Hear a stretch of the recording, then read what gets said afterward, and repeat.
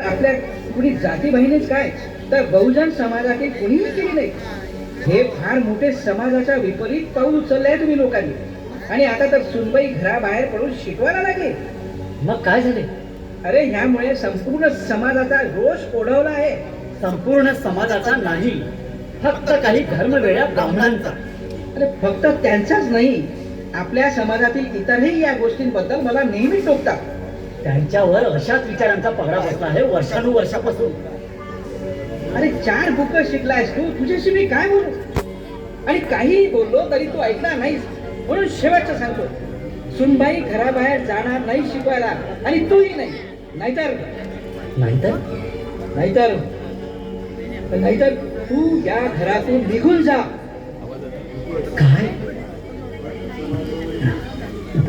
दादा, काय बोलत आहात तुम्ही? एक तर तू शाळा बंद करशील, नाही तर घरातून तुला बाहेर काढीन असा शब्द देऊन आलाय मी. मला आणि माझ्या परिवाराला ह्याच समाजात राहायचे आहे आणि रीतीभाती पाळून सन्मानाने.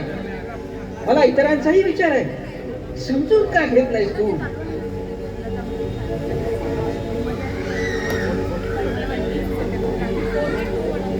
मी हाती घेतलेले समाज सुधारणेचे कार्य थांबवू शकत नाही, म्हणून मी नाईलाजाने घर सोडण्याचा निर्णय घेतला आहे.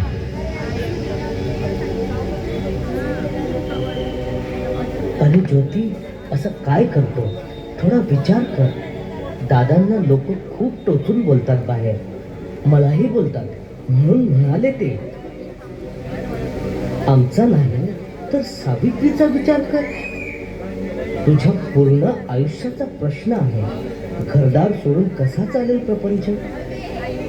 आता विचार पक्का झालेला आहे. पुढे जे काय व्हायचं असेल ते.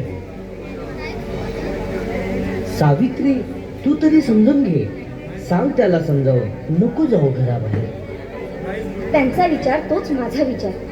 मी त्यांच्या सोबत जाईल, जिथे जातील तिथे. त्यांच्या चांगल्या कार्यात हातभार लावीन. सावित्री, विचार कर पुन्हा.